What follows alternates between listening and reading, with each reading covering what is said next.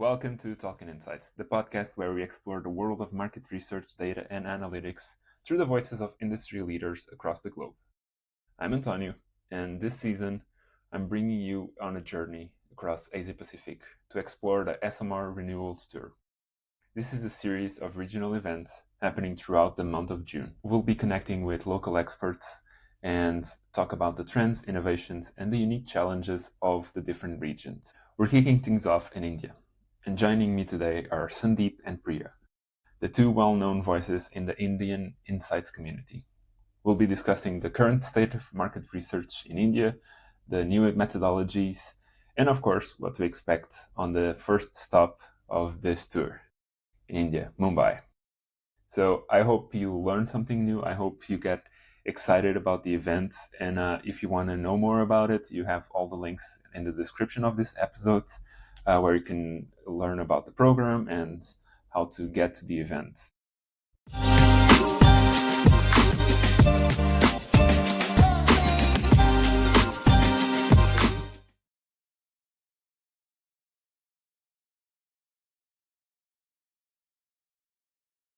Thank you for coming and thank you for being here, Priya and Sandeep.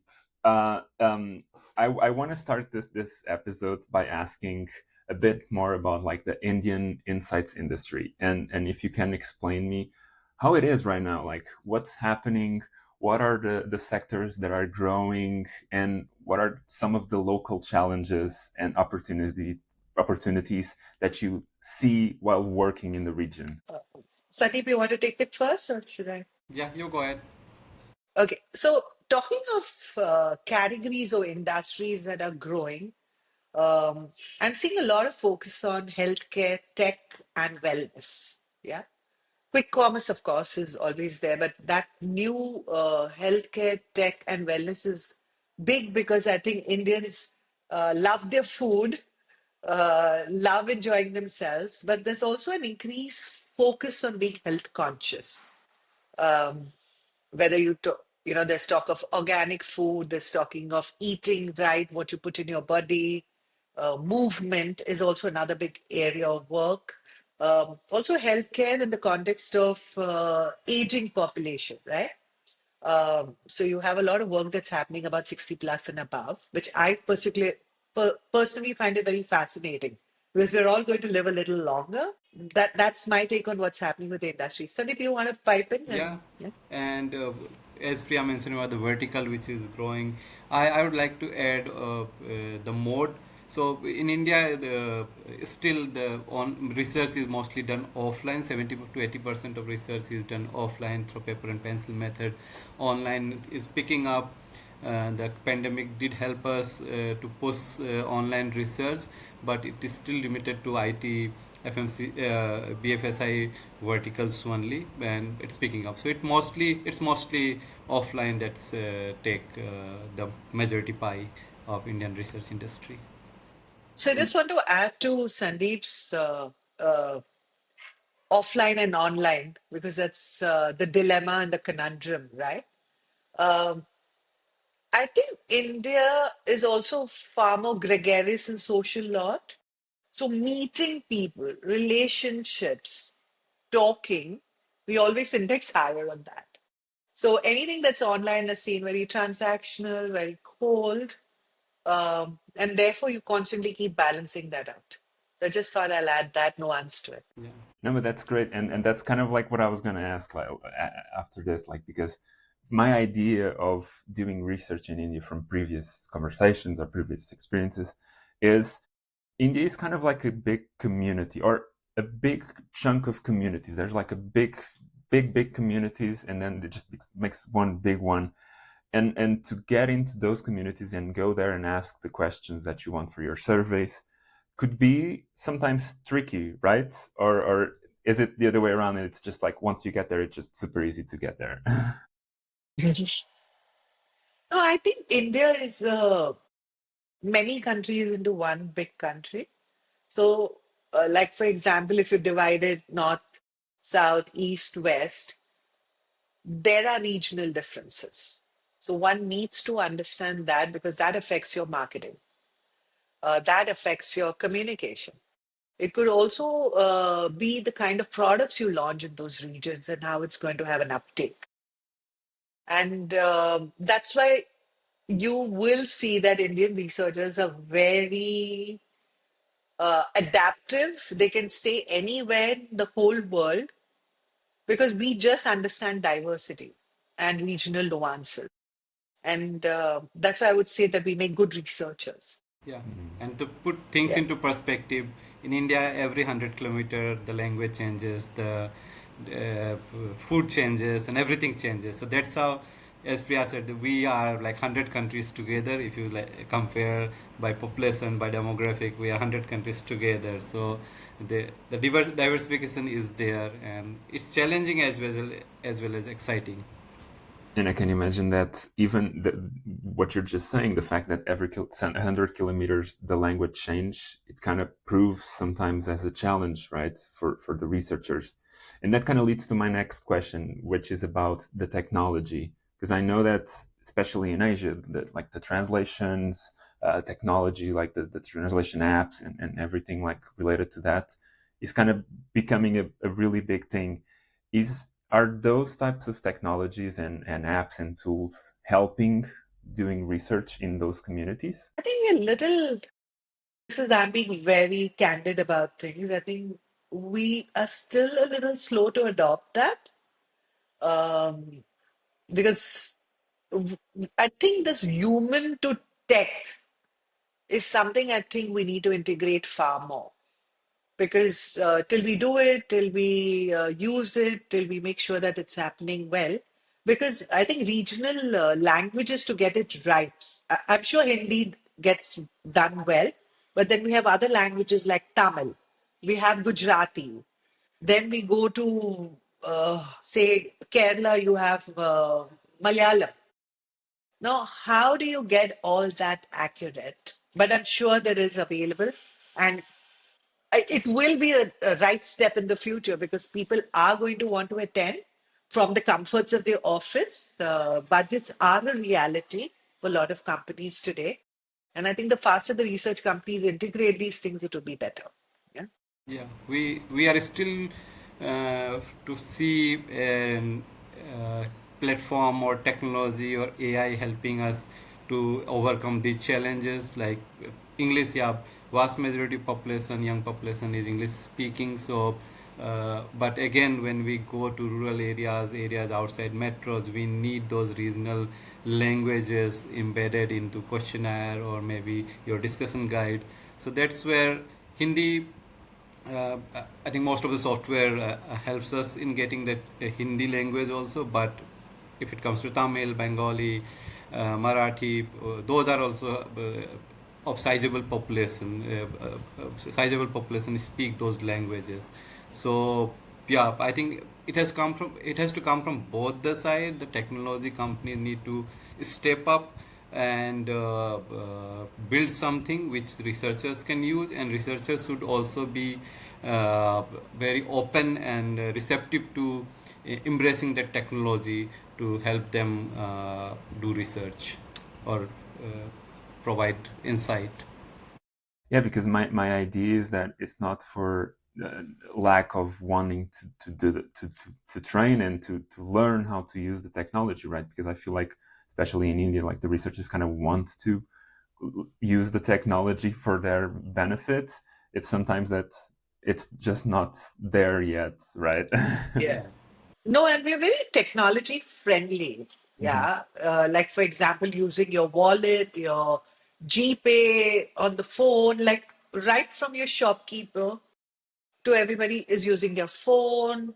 They would QR be making codes. reels, everything. That all is cool.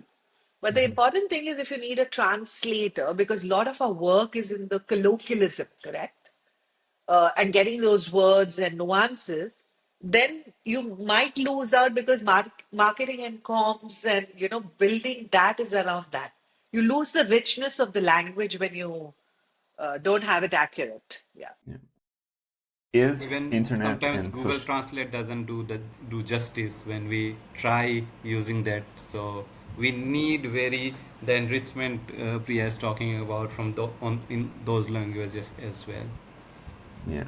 No, I can imagine you need like almost a professional level kind of translation app, right? Like you need to understand the different dialects, the different nuances of the languages of the different dialects, and that's the hardest part. I mean, do you use like different like do you use like the internet or social media when doing research?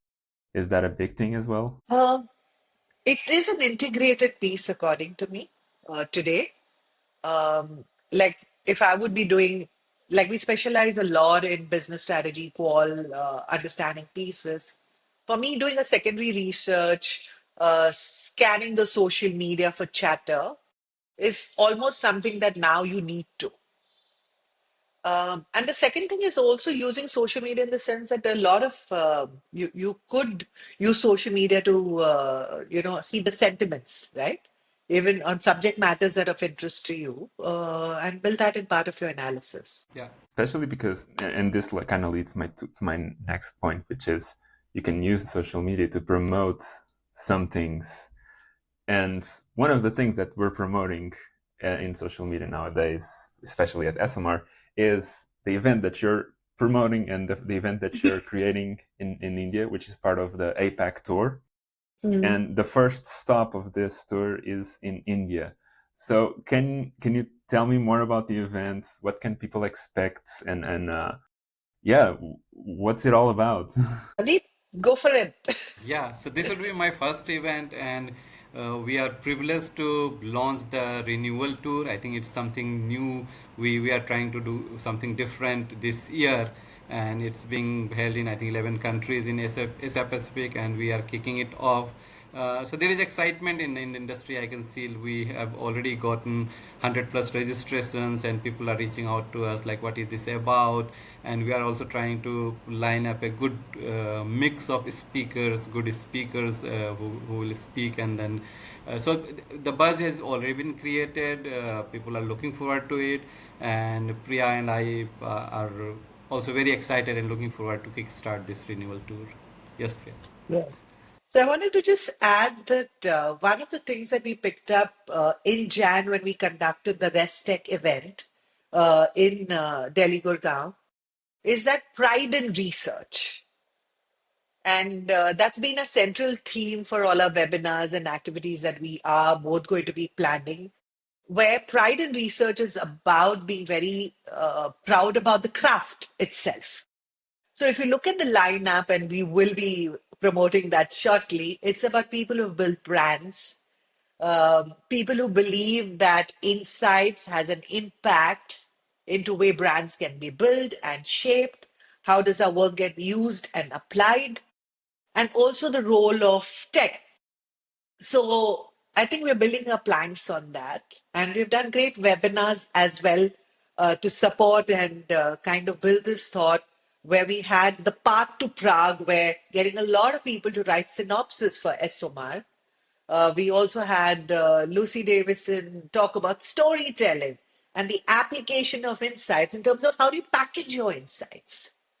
And I really, I think what Sandeep and I are very gung-ho about, that it's great to have good insights, but if you don't package them, nobody will know about it. So how do you tell a story, package it? And these are things to one learns, once has to champion. And that's why at the very undercurrent of this would be the pride in research. Yeah. Yeah. Uh, Lucy's training, I've listened to it last year, and it's going to be like a mix of what she already talked about, but when it with a different twist. Last year was really interesting, and it touched on those points that you're mentioning, like the way that we do stuff, the way that we do research, and the way that we think about it. Sometimes you just need to think it differently, and it doesn't need to change completely. Sometimes it's just like think in a different way, and the way Yes. that she talks about storytelling it's definitely like really interesting. So I hope like whoever and can manage to go to the event. I think it's a super interesting conversation to have, because it's honestly something really interesting. Yeah. And so the event's going to be in Mumbai, right? Yes. Yes. June Yes, Priya 4. City. I'll link everything in the show notes. But Mumbai, I imagine it's. I mean, I've never been to Mumbai, but I know that it's such a technological city, and people seem to be really interesting to talk about market research there and insights. So, kind of one thing led to another, right? Mhm. And my next question is, how can the research community build with this event? You mentioned the storytelling, but what other themes are you going to be talking in the event? Definitely building brands and businesses, and how the role of insights has a powerful role to play. And it's also for the industry to feel proud that we're doing a good job of it, and to ensure that we talk about it. You always ask young students, they'll know about marketing, advertising, but you ask them about market research, they're not very, very sure. It's just one kind of elective in their course. But when they attend this, we're almost saying that this is something that you need to apply your mind, be part of this industry. What does this mean to you in a career terms? And how can you really be a practitioner? And I think that's the thought process, even of the local industry that we represent, which is MRSI, which Sandeep and I are part of, and even Esomar. There's only one agenda is how to get people to see this as a professional career and be grounded in that for a long haul. Yeah. So interestingly, like most of us currently in market research as by accident, not by design, but we Yeah. want to promote now research, market research, as Priya said, like to bring it at par with maybe marketing, advertising, and market research, not as an elective of marketing. And people feeling proud, or like they looking forward to, the young generation looking forward to pursuing their career in market research. They see the glamour, they see the value addition which a market researcher or researcher or provide in the success of any industry or in success of any product. So that is the inherent intent and goal, uh, to be proud of like what we do, and promote it to the larger population. That's such a cool sentence, to be a proud market researcher. And I think everyone should be proud of their job and what they do. Mm. Mm. I have one last question for you guys, which is, if you, and since you mentioned students, it kind of applies here. Uh, if you could give an advice to someone new to the industry, what would that advice be? There are no shortcuts. Actually, true. It's quite a grueling job. Um, uh, at least I'm talking from the Indian scenario because there's a lot of travel. You have to understand mindsets, correct? You can't do it from the comforts of your online screen. Um, it takes a while to understand the business challenges. It takes a while to understand what are your requirements. Um, and therefore, some people do get fed up very, very easily. And therefore, I think it is the role of the seniors, as I would say, to ensure that they know what is going to be part of all this. And and I think that's been my thought always, and that's where I'm headed in terms of being very straightforward about what it entails, what should you expect, and how meaningful this work is eventually. And if we can showcase that through whatever we say and do through your podcast and research world, then it'll all tie in together. Yeah, adding on to Priya, as she mentioned, there are no shortcuts in this industry, or what we do. You need to be ready to get your hands dirty, hit the road, hit the field, go talk to people. Uh, Insights can come from anywhere. Like you cannot confine yourself to your computer or a air conditioned room. And one of the great advice someone gave me 20 years back: don't assume anything in research. Don't assume anything. You will be always be proven wrong. So don't assume anything.